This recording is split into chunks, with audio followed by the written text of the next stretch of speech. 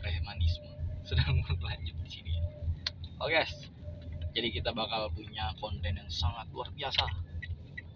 Ini adalah sebuah kecaman yang berakibat fatal sekali. Bersama para curup hukum. Bersama para curup hukum.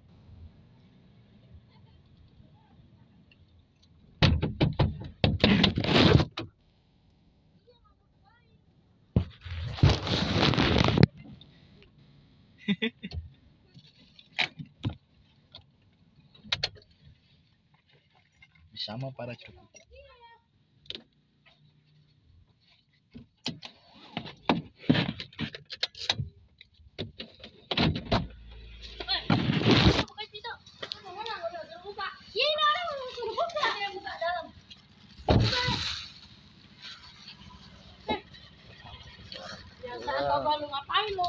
Ambil gue bawa situ lo. Oh sih, juga hukum.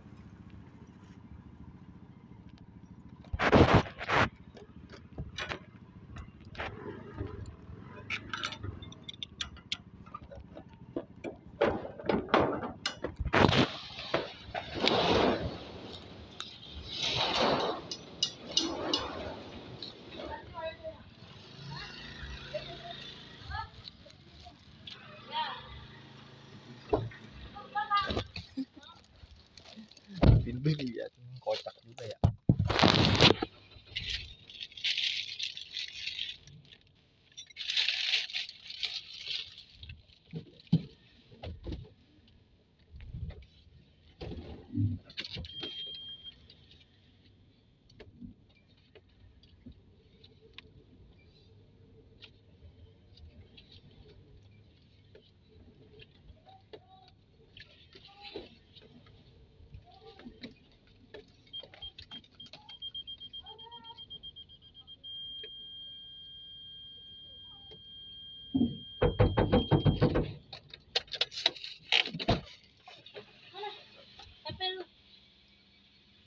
Apaan lu? Emang gua ada ini.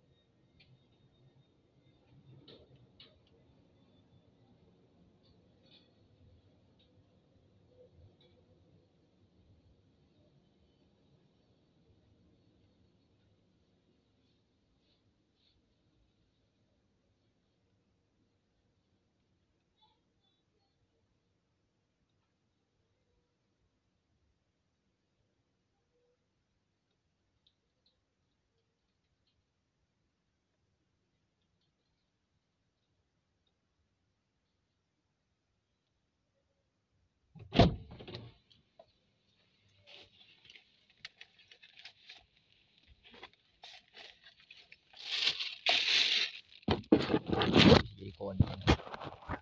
Ternyata tidak.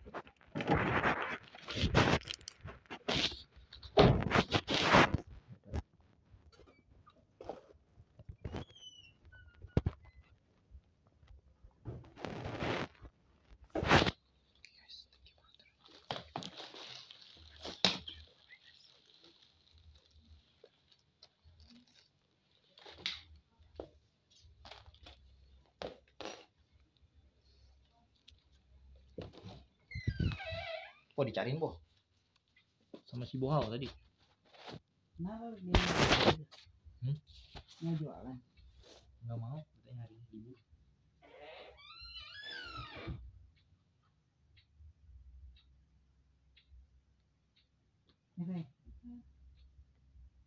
Udahlah. Di sini diambil.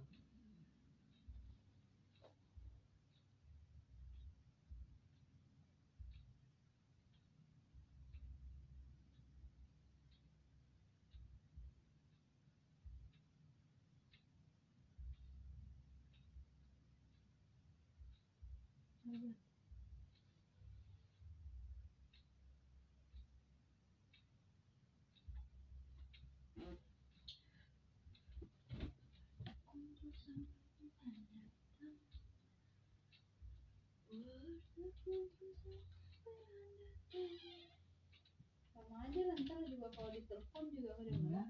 Udah nggak ada apa-apa, kosong. Enggak, itu pasti kalau ditelepon kedengeran bunyinya. Selain aku nyalain mode pesawat tuh. Emang dimatiin? Di pojok tuh. Emang dimatiin handphonenya? Hah? Dimatiin ya handphonenya? Udah, Oh, enggak. masih nyala tuh. Dia datang lagi.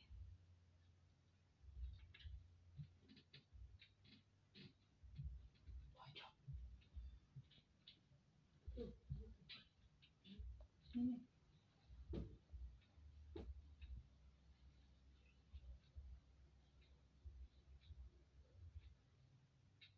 Katanya kan dia yang ikut katanya.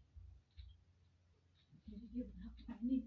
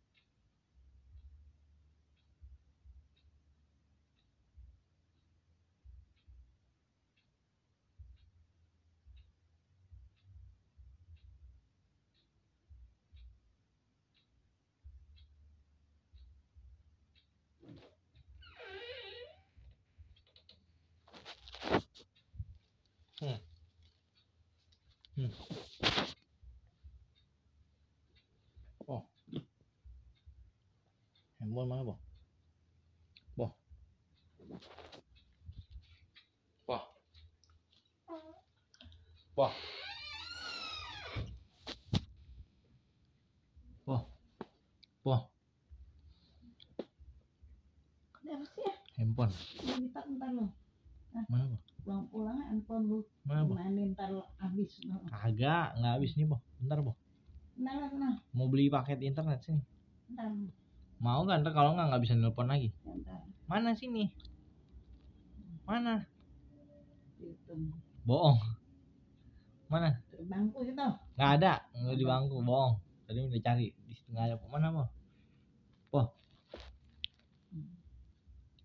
Mana, Boh? Itu gue ketok nih, bangsain ntar aja. Enggak, sekarang mana? Boh, mana, Boh? Boh. Mana, Boh? Ih, lucu orang. Boh. Mana, Boh?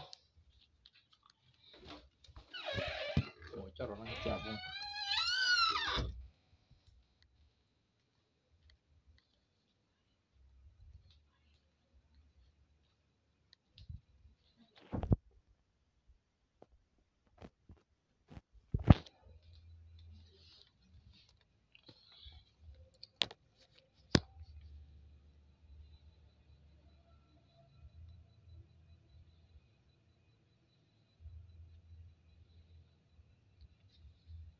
Kalau baca saya bisa baca, nulis saya bisa nulis bahasa Indonesia. Cuma saya banyak nggak ngerti. Ya, saya banyak nggak ngerti. Perjuangan saya nggak ada uang. Saya nggak ada uang. Saya pernah kampasing sampai pasar Minggu, sampai situ udah malam. Saya nggak berani pulang lagi.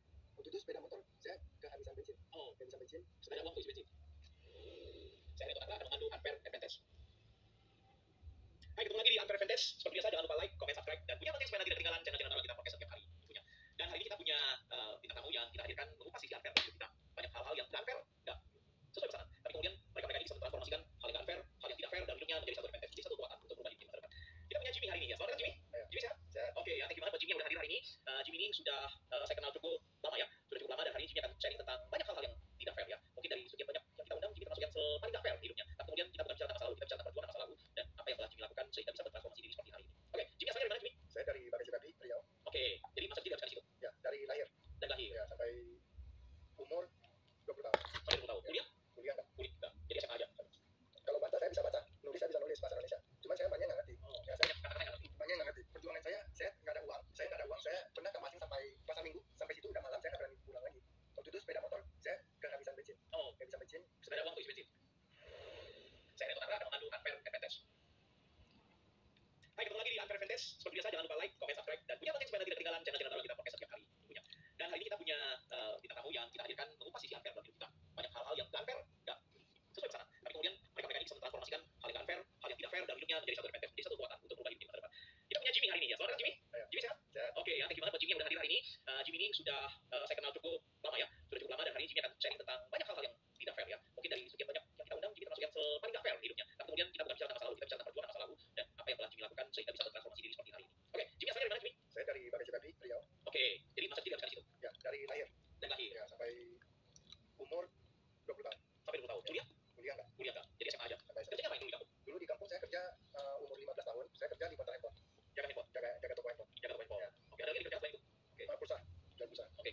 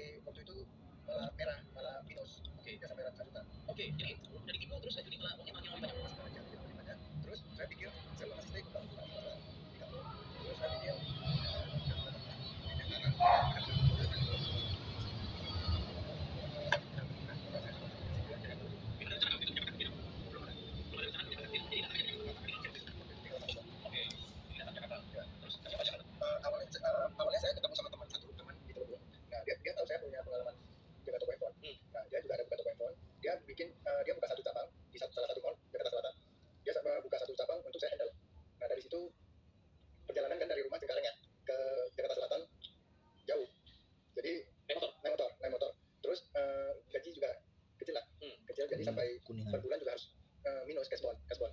Ya, saya banyak kasbon waktu itu 6 bulan. Baru saya berpikir bahwa saya tujuannya ke Jakarta untuk bayar utang supaya bisa hidup lebih baik, ya kan? Bisa dapat untuk lunasin utang yang di kampung. Tapi ini malah baru kerja 6 bulan malah utang gitu. Utang kasbon. Ya. Orang tua kerja apa? Udah pensiun, udah tua. Oh. Ya. Jadi berapa saudara? 11. Oh 11 ya? Ya. Oh banyak sekali loh. Ya. Anak berapa? Saya anak ke-11. Anak 11. Ya. Oke. Banyak dong koko-koko yang udah sukses yang bisa untuk bantuin. Nggak ada sih. Jadi mereka juga berjuang sendiri. Mereka semua udah berkeluarga juga. Sudah berkeluarga, jadi ya hidup di Jakarta juga berat ya. Ya. Jadi mereka bisa hidup keluarga mereka masing-masing juga udah syukur gitu.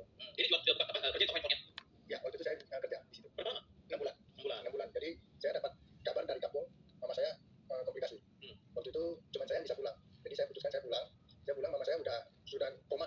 Oke. Dia udah nggak tahu apa-apa. Stroke sama ginjal. Dia udah nggak tahu apa-apa, cuma mata bisa buka terus udah nggak bisa gerak apapun lagi. Nah, di situ saya menyesal. Kayak merasa bersalah gitu. Merasa bersalah. Waktu itu saya kerja di pulsa. Income saya lumayan. Pada saat itu saya juga namanya anak muda ya. Saya juga boros gitu kan. Nah, pada saat suka bikin acara lah bareng teman-teman gitu kan. Nah, pada saat mama saya sakit, itu saya merasakan saya nggak bisa bantu. Nggak bisa bantu, saya merasa bersalah.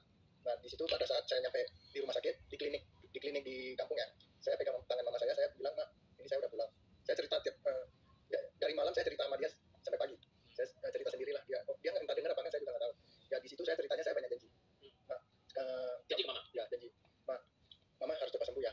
Ya saya kedepannya saya akan berjuang untuk hidup mama bisa lebih baik gitu. Saya yang jaga malam kan. Dia lagi koma. Padahal nggak tahu mau kerjaan apa. Kamu juga cuma ke Jakarta ada kerjaan kan? Cuma jaga toko HP aja. Ya itu saya juga itu. Cuman waktu itu saya juga mau supaya mama saya punya semangat lagi. Ya kan, kalau dia semangat hari kedua mama saya udah mulai gerak. Udah mulai gerak, itu saya senang sekali. Saya senang berarti ada kemajuan. Hari ketiga, keempat dia udah bersuara. Gitu aja. Saya waktu itu tahun 2012. Tahun 2012. Dia umur berapa itu? 21 tahun. 21 tahun. Terus kita cerita mama sembuh. 9 bulan dia udah bisa. Oh 9 bulan ya? 9 bulan. Pulang 9 bulan dari kampung? Enggak ada. Oke, dari mana? Dari kiriman dari Koko. Oh oke. Jadi lu ditugasi untuk rawat mama? Ya, ngerawat. Selama mama sembuh lu balik ke Jakarta? Saya bilang, "Mak, saya harus ke Jakarta lagi karena saya di kampung kan kecil. Saya banyak utang ketemu orang itu ya kan. Saya bilang saya harus berjuang lagi untuk bayar lunas utang-utang itu kan. Saya juga nggak tega ninggalin mama sendiri di sini. Mau nggak mama kita berangkat ke Jakarta? Dia mau. Oke. Dia mau kita berangkat. Oh jadi bapak kemudian bapak malu supaya bisa jagain? Bisa jagain. Oke. Nah, waktu itu sampai Jakarta, Koko saya kan kerja cuci walet. Pengusaha walet? Dia kayak GM ya. Oh, GM. kerja di kantor perusahaan walet? Ya. Cuci walet? Cuci walet. Desain dari ini yang belum Ya. Nah, jadi dia ada 2 cabang. Waktu itu dia mau buka lagi, bosnya mau buka lagi, tapi dia handle. Nah, posisinya waktu itu seperti kayak GM gitu. Di karyawan ya? Karyawan. Jadi lu diminta untuk? Waktu itu kan mama ke Jakarta di rumah. Nah, supaya saya bisa ngerawat mama, saya bilang saya mau kerja. Nah, mau kerja sama Koko supaya bisa sambil jaga mama kan. Nah, waktu itu saya dibolehin untuk kerja sama Koko kan. Nah, jadi sambil ngerawat sampai mama udah itu, saya setiap minggu mama kan harus berobat ke rumah sakit. Terus itu biayanya dari Koko saya. Dari situ saya merasa ini nggak adil. Karena Koko saya nggak ada yang tamat sekolah. Oh semuanya SMA? Nggak SMA. Oh. Nggak ada yang SMA, cuma satu yang SMP, sisanya SD. Terus yang SD dia udah nggak sekolah, mereka udah merantau. Jadi mama saya merawat mereka cuma sampai SD, SMP, ada satu yang sampai SMP. Yang paling tinggi sekolah udah SMA? Saya. Oh. Ya, jadi saya lebih dekat sama mama, lebih lama. Kerja apa dulu mama? Papa waktu itu kapal dia kayak Masih ada? Papa masih ada, cuman dia udah nggak kerja. Waktu saya lahir waktu saya 2 tahun 3 tahun dia udah pensiun. Oh ya kan orang akhir ya tua ya? Ya. Terus kalau mama juga dia ada jual makan, kopi Koko saya yang jualin. Ada juga yang ada pekerjaan untuk bayar uang sekolah saya, dia menjual yang bisa membahayakan diri dia. Oh, bisa membahayakan diri dia? Ya. Dia jual apa? Jual itu obat. Oh oke. Ya. Oh itu risky sekali loh kan? Itu beresiko sekali ya? Ya. Bisa ditangkap? Bisa. Waktu itu malam hari ya, saya beberapa kali waktu itu saya umur 7 tahun apa 6 tahun. Saya tinggal berdua sama mama di itu kontrak di Pagan. Nah, bukan rumah sendiri? Bukan. Sampai suatu saat di malam hari saya lihat mama habis mandi, tapi keluar basah lagi badannya. Terus badannya gemetaran. Saya tanya, "Mama, kamu baru mandi kok basah lagi?" Dia bilang, "Lu nggak usah nanya, tidur." Nah, besok sekolah, besok gitu lagi. Ya kan? Beberapa bulan depan gitu lagi. Tapi sebulan hanya beberapa kali. Itu dia lagi ngapain? Dia lagi transaksi. Oh, lagi transaksi. Ya. Terus kok bebas? Dia ketakutan. Oh, oke. Ya.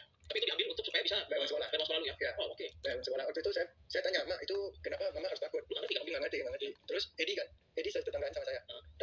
Saya sampai dengar tetangga, tapi bukan dengar dari Edi sih. Orang tua tetangga bilang itu bisa tangkap polisi.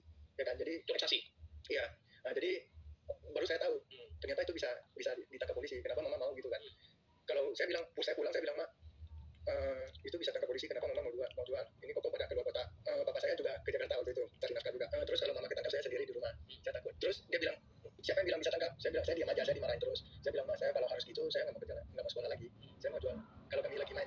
main di belakang kan, setiap sore ada anak-anak kecil yang lewat naik sepeda jual kue gitu, anjing gitu kan. Nah, saya bilang saya mau jual itu, bisa menghasilkan uang juga.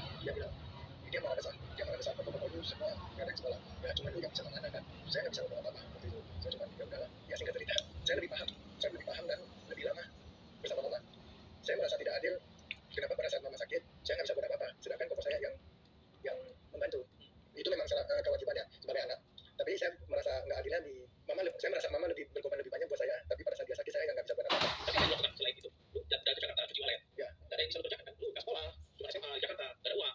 Ya. Mau bisnis nggak bisa, kerja dari kecil. Apa yang bisa lu lakukan? Waktu itu saya juga bingung. Sampai satu malam saya ke Telugong, saya ketemu Edi di Telugong. Tetangga lu di kampung. Tetangga. Dia lagi makan Indomie di Ropang. Terus saya dipanggil, saya bilang, saya samperin ya, Edi, lu masih ingat saya? Dia bilang, ya masih ingat lah, ya kan. Nah, terus sambil cerita-cerita, dia lu kerja di mana, gitu kan. Terus waktu itu saya bilang di toko handphone, saya bohong, saya bilang di toko Bilang cuci walet, cuci uang walet. kecil, income. Oh, ikan kecil. Oh, jadi malu ya? Oke, terus. Dia ada ngobrol sekian lama ya, dia ada nanya, emang di situ dapat berapa gitu kan. Saya naikin 3 kali lipat. Oh, Ya, saya bilang itu belum sama bonus, padahal enggak. Gitu. Jadi? Nah, terus saya nanya dia balik, kamu kerja apa? Oh, di asuransi. Saya bilang, oh jangan ajak saya, jangan jual saya asuransi. Saya anti asuransi, ya kan. Waktu itu sebenarnya nggak ada duit sih. Sebenarnya nggak ada duit. Terus, ya nggak apa-apa, saya nggak jualin kamu asuransi kok. Nah, terus tukang nomor handphone, suatu hari dia ke rumah saya, dia telepon, dia bilang, lu di rumah nggak? Saya kebetulan nih di sini. Oh, gue lagi di rumah kok. Tapi lu kalau mau ngomong asuransi, gue usir ya. Nah, dia ketawa-ketawa, ya enggak, gitu kan. Jadi dia jadi rumah. Jadi. Oh, Jadi. tapi nggak masalah. Nggak apa-apa Jadi cerita-cerita. dia lagi bersih walet? Ya. Oh, Ya, dia dia dong jadinya lagi bersih walet. Ya itu udah beberapa bulan yang lalu. Ya, jadi saya bilang saya udah berhenti di toko handphone, saya kerja sama toko karena mama di sini. Sampai suatu hari libur ya, saya ditraktir untuk makan di 7-Eleven. Cerita-cerita dengan nggak sengaja saya minta emang penghasilan di asuransi berapa. Nah, terus dia sebut, saya merasa kayaknya bohong. Ada bukti nggak? Karena kegedean. Kan ya dia tunjukin buktinya itu kan, itu kegedean sih. Nah, terus saya bilang, oh gede ya, mungkin dia udah tahu saya lagi mikir ya, udah stres lah sama angka itu. Ya mungkin dia udah mikir gitu kan, lu mau nggak? Gua ajak lu traktir lu ke Central Park. Oke. Tapi Central Park kayaknya mall bagus deh. Saya nggak ada baju loh, baju saya sobek-sobek. Saya datang ke Jakarta cuma bawa 2 setel baju aja. Datang ke Central Park memang ditraktir makan sih, tapi nasi bungkus padang di lantai ini. Oke. Saya dipaksa untuk ikut itu seminar gitu kan. Nah, yang pada saat itu ya speakernya masa lalunya sama seperti saya. Mamanya juga jual untuk biaya hidup mereka. Jadi relate sama lu ya? Ya. Jadi apa? Mirip. Dari situ saya nangis ke toilet. Edi ikut. Edi syarat jadi agent. Apa sih? Nggak ada syarat katanya. Perlu nggak bisa bahasa Indonesia? Bisa belajar. Nah, Lu waktu itu nggak bisa bahasa Indonesia? nggak bisa. Oh, jadi ngomongnya apa? Saya Hokkien. Ngomongnya Hokkien? Ya. Oh, jadi sama semua orang ngomongnya Hokkien. Hokkien. Kalau di toko di Jakarta kan jaga toko HP kan? Nah. Itu ngomongnya apa? Hokkien campur Melayu. Oh, oke. Ya, saya suka diketawain sama karyawan toko-toko sebelah. Oh, oke. Ya, kan toko ada 2 orang. Ya. Ya kan, kalau satunya nggak masuk, saya yang layanin. Kalau saya nggak ngerti, saya tanya, bantu dong. Bantu ngomong. Bantu ngomong dong. Oh, oke. Gitu. Jadi dia bantu jualin. Oh, tetangga sebelah. Baik mereka. Oh, tapi kok bos lu mau pakai lu ya? Mau pekerjakan lu ya? Kalau waktu itu saya bisa service Service ya? BBM. BlackBerry. Iya, BlackBerry. Oke, bisa service. Bisa. Oh, Gitu. oke. Di kampung saya udah belajar. Bisa bongkar ya? Bisa bongkar. Komunikasinya susah waktu itu. Kalau di situ saya suka diketawain. Saya udah lagi serius ngomong sama mereka. Mereka malah makin ketawa. Oke. Kayak lucu gitu kan. Saya sering emosi. Oh, oke. Saya suka sering emosi terus ada berantem. Oke, jadi waktu lu pertama kali diajak kendala bahasa itu gimana? Terus yang Edi itu tetangga lu itu kemudian bilang oke boleh bisa dan diajak untuk join. Kan nggak bisa bahasa Indonesia. Dia bilang dia mau ajarin. Gue yakin gue pasti bisa kalau lu ajarin. Nah, karena waktu itu dekat saya juga udah kalau baca saya bisa baca, nulis saya bisa nulis bahasa Indonesia. Cuma saya banyak nggak ngerti. Oh, Ya, saya kata-kata nggak ngerti. banyak yang nggak ngerti. Pada saat presentasi, dia cara ngomongnya dia ngomong saya tata. Kalimat per kalimatnya. Ya, berkalimat. Terus pembukaannya kalimat. Menutup ya sampai kita data kembali. Oh, oke. Kita data. Saya catat semua 3 halaman. 3 halaman saya hafal. Titiknya di mana, komanya di mana, sesuai apa yang dia ngomong. Ketika ke prospek kita ngomong titiknya sampai sini, kita jawab ya, dia akan jawab ya. Gitu. Ya benar juga ya. Pada saat saya udah 70% lah kata dia, saya udah 70%, udah mulai canvassing. Oh, jadi mulai dari toko-toko ya? Toko-toko Kan nggak tahu jalan di Jakarta. saya tanya-tanya. Waktu itu saya nggak ada map. Iya, ya. Zaman dulu belum ada Google Map. Oke, untuk kemudian bisa belajar, menghafal, mengalahkan berbagai macam rintangan, ya, nggak tahu Jakarta, kemudian nggak bisa bahasa Indonesia dengan baik, itu butuh satu keberanian luar biasa dan perjuangan luar biasa. Ya. Ya. Siapa yang datangin waktu itu? Toko-toko. Toko-toko. Masuk ke orang nggak kenal. Orang yang nggak kenal. Daerah mana? Daerah Jakarta Barat semua. Jakarta Utara Naik motor. naik motor. Punya motor waktu itu. Nggak ada. Motor Edi pinjam. Oh, Jadi saya tinggal di satu minimarket di Telebung. Saya tinggal dia di sana. Terus saya bawa motor dia untuk canvassing. Dari siang saya jemput dia malam. oke. Waktu itu Edi juga di sekitaran minimarket itu kan, tempat-tempat klien dia juga. Nah, Tempat klien dia. Ya, Jadi dia tinggalin di tempat kliennya dia, lu pakai motornya untuk prospek. Ya. Wah, dia luar biasa sekali. luar biasa. Terus saya mulai canvassing semua toko saya masuk. Saya bisa keluar keberanian itu pada saat awalnya saya canvassing saya ditemanin 1 kali. Dia tunjukin cara itu yang dia ajarin ke saya, kasih saya lihat. Demoin. Ya, terus saya lihat, iya ya gampang-gampang susah sih waktu itu. Ya, saya coba ya. Nah, dia lihatin saya canvassing. Saya presentasi ke calon prospek, apa yang dia ajarkan, titik komanya dan jawabannya benar. Dan menurut saya ini luar biasa sih. Kalau ada nasabah, ada klien yang bertanya yang lain gimana? Terus lu nggak ngerti jawabnya gimana? Nah, saya menghafal 1 kalimat ini. Pertanyaan Bapak bagus banget. Tapi karena saya di sini bisnis jangka panjang, saya tidak mau kasih jawaban yang salah. Oleh Pak, saya catat boleh Pak saya catat untuk saya nanti kasih jawaban yang benar. Oh, oke. Oke, itu template-nya ya? Ya. Formatnya. Iya. Kalau ketemu jawaban yang Yang saya nggak tahu. Oh. Yang saya nggak tahu saya jawab, saya baca yang itu yang saya hafal. Oh, oke. Ini maksudnya beneran, lu nggak prank kan? Gitu. Lu nggak bohong kan? Karena takutnya nanti artinya lain. Oh, Kayak mengejek atau apa gitu. Tapi berapa toko yang dimasukin waktu itu? Gampang kan dapat nasabah pertama? nasabah pertama waktu itu hampir 2 bulan. 2 bulan? Ya, Tidak ada satupun? saya dapat 1 nasabah Selama 2 bulan? selama 2 bulan. Berapa toko yang dimasukin? Seminggu saya bisa 43 toko seminggu. Oh, banyak ya? 40 toko seminggu? 43. 43 toko Ya, seminggu? ya 43 kadang bisa lebih, kadang kurang. Ini yang saya bilang 43, 30 ini saya dapat datanya sih. Oh, ada reportnya ya? Ya. Apa itu kemudian masih ada di situ, masih mengerjakan itu selama 2 bulan dan nggak ada hasil? 2 bulan itu saya ujian AAJI 3 kali. Selama 2 bulan baru lulus. Oh, Dan ambil sertifikasi nggak lulus? nggak lulus. Jadi selama 2 bulan baru saya lulus. Itu sebenarnya awalnya saya diusir ya dari rumah. Karena waktu itu saya merasa nggak adil kalau koko-koko yang membiayai rumah sakit mama.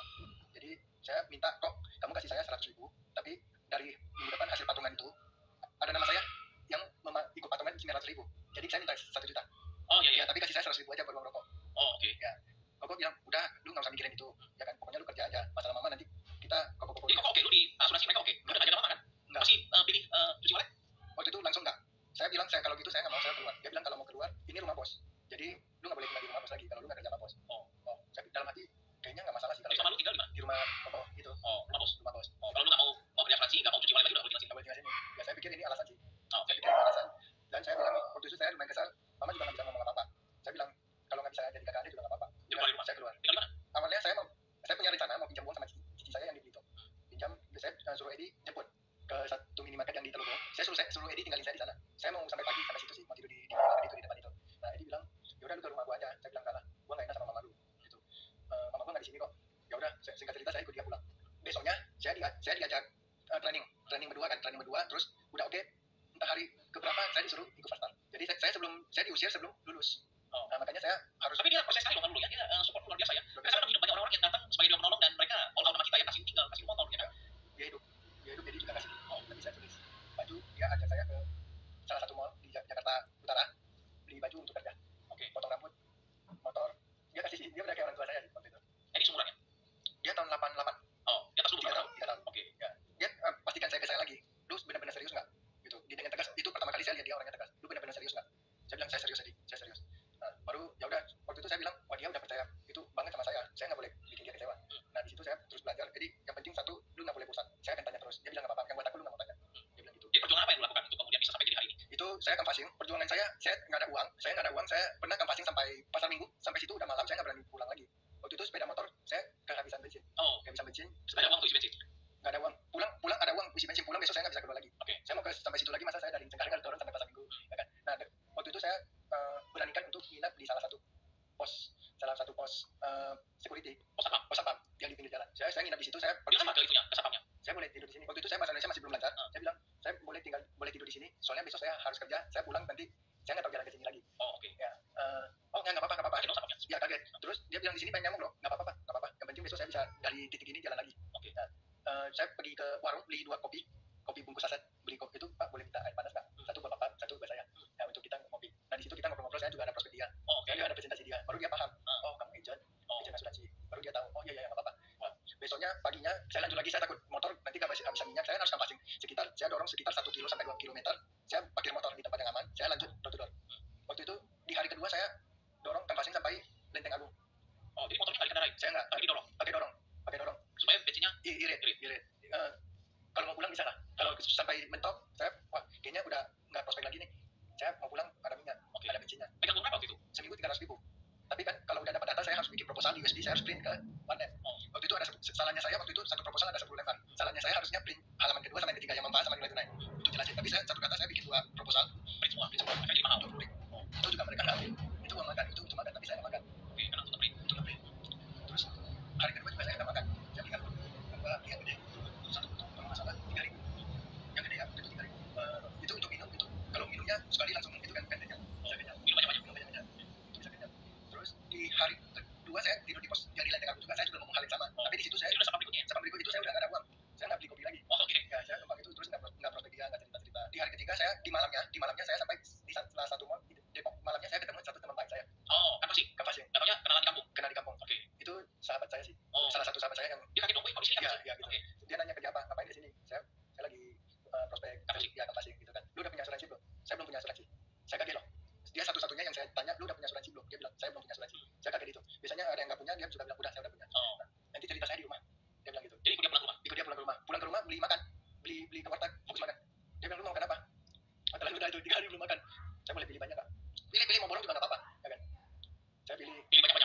pokoknya 3 orang yang makan lah. Oke. Ya, isinya dia bilang gitu kan. Saya udah baru nanti pulang. Teman-teman merit ya? Udah. Terus pulang saya prospek dia, saya cerita sampai nangis gitu kan. Itu nggak tahu entah kenapa bisa nangis, saya juga nggak tahu. Jadi tinggal di rumah dia. Tinggal di rumah itu. Terus dia closing itu sama pertama. Nah, itu yang kedua. Oh. Itu yang kedua. Besoknya dia bilang besok lu datang lagi. Oh, oke. Besok saya datang lagi bikin proposal juga dia datang kan. Dia bilang ada cepet kan, pinjam cepet. Pinjam 100 dia kan saya 300. Pas itu saya udah balikin, tapi dia nggak mau ambil. Dia bilang itu balik aja. Oh, habis lu balikin. Habis itu mau balikin, tapi dia nggak mau ambil. Tapi dari situ saya asal mau pergi sampai saya udah sampai hari ini lah. Saya kalau ke sana saya bungkus. Oh, boy, Kami. Karena kan mereka mau beli kan jauh. masih berteman sampai sekarang ya? Masih. Ya, dalam hidup kita banyak orang yang datang ke kehidupan kita yang kita nggak pernah boleh lupain apa yang mereka lakukan untuk kita. Betul. Jimmy, dari tadi kita cerita tentang hal-hal yang unfair dalam hidup lu. Kayaknya lu salah satu tamu yang diundang yang paling unfair hidupnya, paling unfair. Tapi itu masa lalu. Apa yang lu sampai sekarang? Yang kemarin kayak yang udah bantu saya udah contohnya itu si leader saya ya kan, itu yang dia semua biaya yang dia keluarin saya catat terus sampai saya punya penghasilan saya balikin ya, karena saya Itu prinsip yang oke sekali. ya Ada yang balik. dia nggak minta balik, Tapi lu catat semua. saya catat Kebaikan lu terima dari dia. ya, saya minta nomor rekening dia nggak mau kasih, tapi saya nggak bisa transfer dia, cuman saya cari sekretaris. Kalau tanya nomor rekening dia, terus transfer dia. Dia tanya dia telepon balik, bro ini uang apa, ini saya cicil ya, yang udah bantu bang, nah nggak usah dia kaget, dia bilang ya saya nggak mau itu lalu udah cukup, udah lebih dari cukup, supaya dia jadi berpikiran gitu. Dan Ini hubungan yang luar biasa.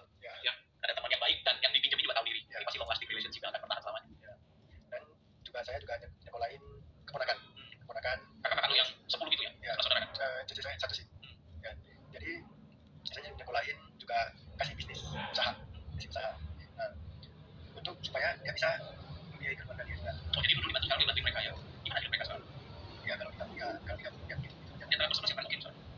ya, karena selain itu biaya pengobatan orang tua juga sekarang saya yang tanggung sih sendiri. Kok lain gimana? Mereka kaget dong, dia Jimmy oke sekarang. Ya, ada satu lagi yang belakangan ini juga udah mulai berkembang usahanya, dia juga udah mau bantu juga, saya silakan karena ini mau bersama. Ini mau bersama, kalau lu mau bantu kita bagi-bagi pahala lah, ini karena orang tuanya kita milih bersama kan. Jadi dari anak bawang yang paling nggak diperhitungkan ya, yang paling beban di keluarga, jadi sekarang superhero yang tidak pernah keluarga. Jimmy, ada pesan-pesan nggak buat penonton kita yang mungkin nonton channel ini? Buat orang yang masih berjuang, buat orang yang mungkin punya begitu banyak hal-hal yang tidak fair dalam hidupnya, punya banyak hal yang kita mendukung dia untuk maju.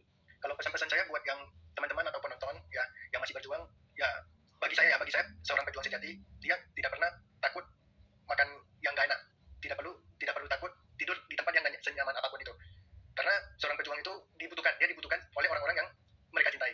Ya, jadi menurut saya pantas saja sih melakukan segala hal, yang penting yang masih positif. Oke, so thank you buat Jimmy yang udah datang dan berbagi tentang perjuangannya di usia begitu muda tapi sekarang udah sukses luar biasa, dan yang kita nggak pernah tahu adalah selanjutnya, karena kita sebagai orang dari suksesnya dia, dari perjuangan yang kita lihat ya. Teman-teman, video ini kami dedikasikan untuk semua orang yang sedang berjuang di luar sana. Video ini juga kami dedikasikan untuk semua orang yang pernah datang dalam hidup kita dan membantu kita ya. Saya percaya ada ide-ide lain di luar sana yang sedang mendukung kita hari ini. Tapi percayalah teman-teman, apapun jalan yang kita pilih, siapapun Anda dan dimanapun Anda berjuang ya, ingatlah selalu bahwa hidup kita tidak tentang diri kita sendiri, bahwa kita bisa merubah hidup kita. Masa lalu dan masa depan tidak pernah sama. Apapun kita di masa lalu tidak mencerminkan masa depan kita. Unfair Advantage, hari ini kita belajar soal Jimmy, kami percaya akan lagi Jimmy berikutnya. Terima kasih, tetap. Kok ada miras yang nggak bikin mabok? Ya, selevel bir lah. Oh jualnya ke tempat prostitusi. Yes, lokalisasi. Oh lu juga masuk ke situ ya? Ya, saya mungkin gue bilang gue dipanggil di kapal, keluarin kelecek-kelecek, dia beli minuman, habis dia nggak boleh lagi lah. Oke. Habis itu omset hilang, gue tanya ke sana, Pak Omset udah nggak ada, udah meninggal. Aduh. Saya Reto Tandra akan memandu Unfair Advantage.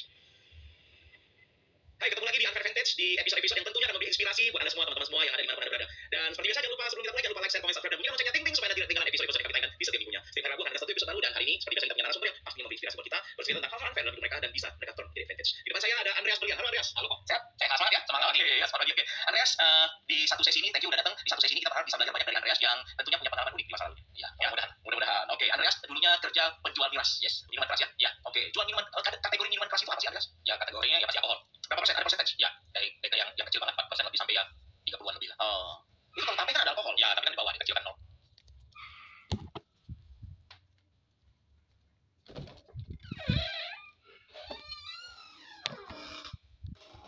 10% aja ya kalau ini ya.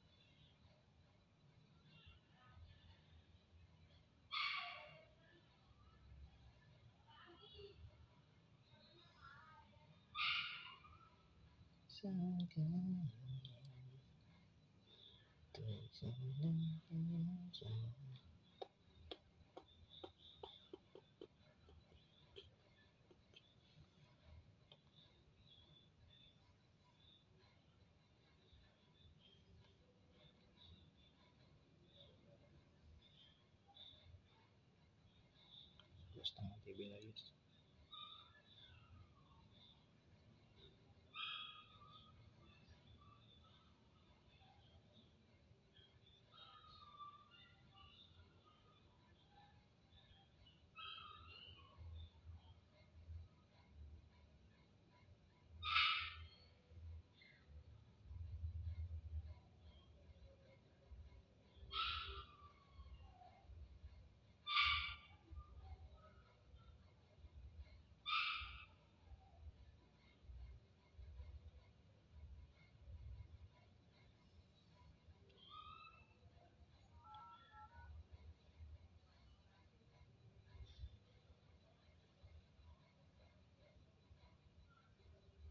Bang Jago ngeri banget guys.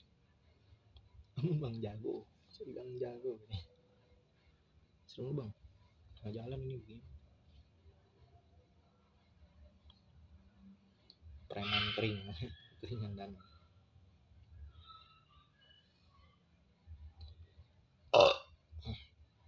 Nangis.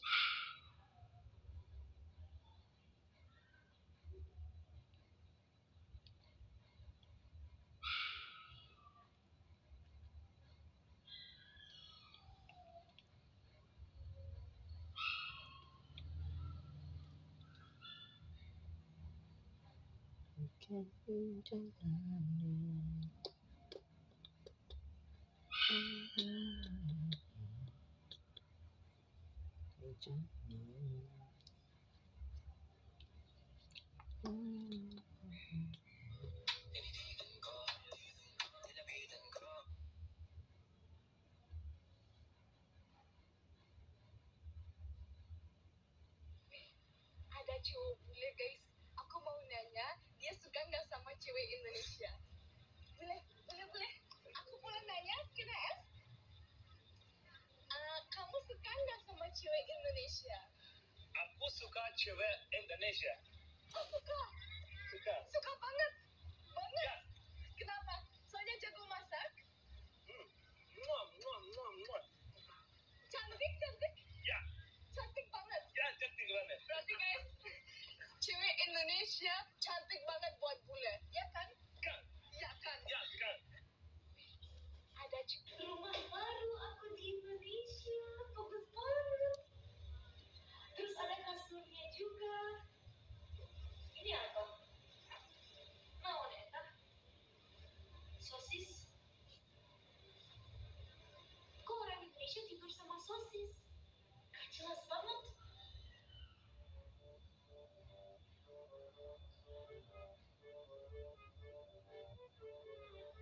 Rumah baru aku di. Ini anak cantik-cantik begini orang kampung ini, Pak. Iya betul. Orang kampung tuh rata-rata cantik, say. Jangan dipandang enteng. Yang mana endeng? Apanya yang endeng bang? Nggak tahu kita pun. Ini jangan dimasukin lagi nih aplikasi ini, nggak bener nih. Dibayar kagak, pusing iya gua. Kacau bang. Mesti ditanyain mak gua nih. Mak gua ya gitulah. Ini sih parah ini. Video-videonya merah semua guys. Kayak laut aja ya. Ini bukan masalah 1-2 orang guys yang ngalamin. Kayaknya hampir semua orang ngalamin guys. Apalagi kalau yang uploadnya banyak nih. Sekali ngupload banyak. Nah ini kendala yang sering kita lewati bersama. Nggak usah khawatir, nggak usah takut, karena udah biasa, jadi enjoy aja sih. Udah pernah lagi bang.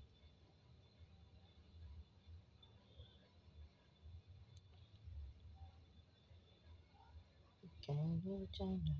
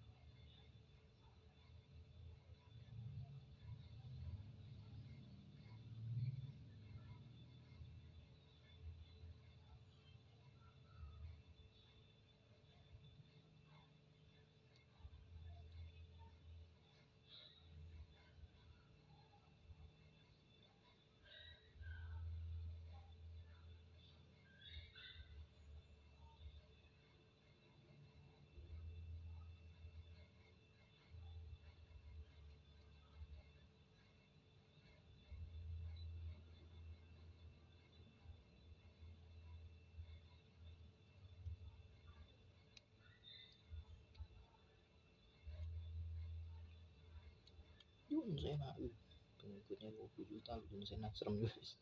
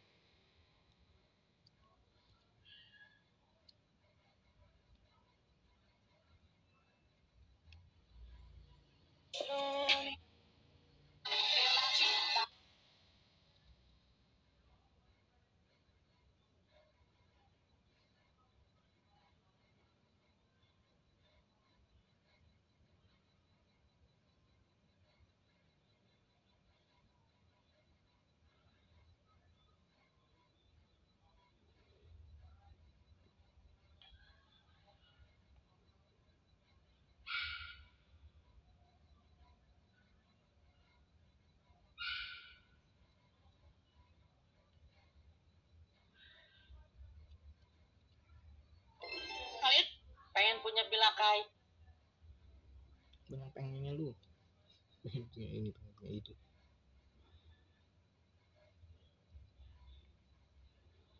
Seni alam tanjana bersukai cuma era. Seni alam sangat kecil berjaya. Bisa cinta, bisa dengar. Musik cinta.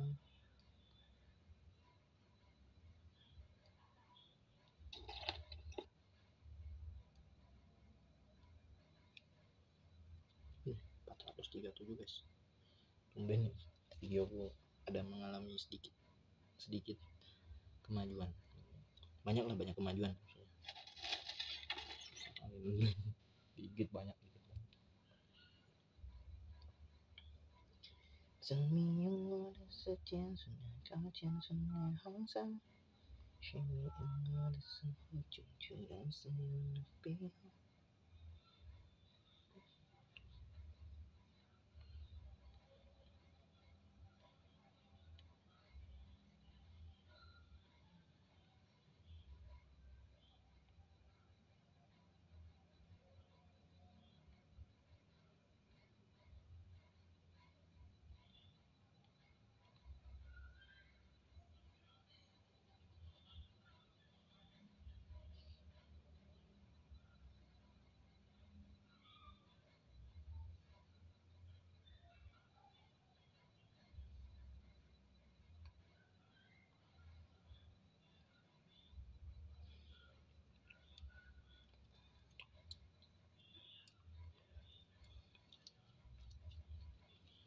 黎明的那段我追我对于爱，大过一切等着我们更等着爱。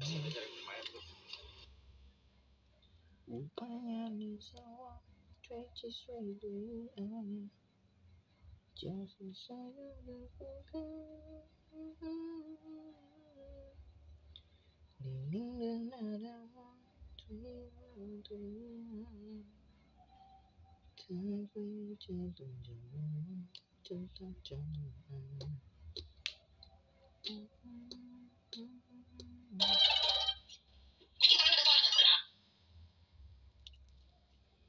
Bisik suaranya, ganggu pendengaran orang.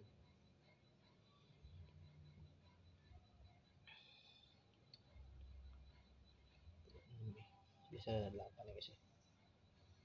Lupa aku juga guys. Cepet tuh, tinggal 444 MB guys. Jadi kita ngupload apa enggak nih? Gas. Ada waktu dan ada kesempatan, gaspol. Semarak sekali kita. Aku mau coba filter dulu. Filter kayak omongan kita nih. Kentang ya, kentang. Tentang kentang dan dia. Ada baiknya ya kita stop dulu guys. Bahaya nih, ya kan? Tinggal 444 digas habis pulsa orang udah lama-lama. Cek kontak.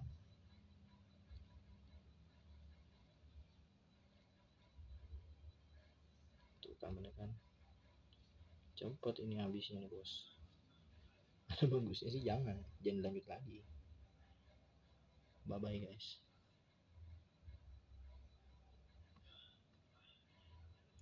Ngeri sedep ini soalnya nih. 444 tuh gila ya. Gua gas terus habis ini ntar ada kuota. Jangan ya.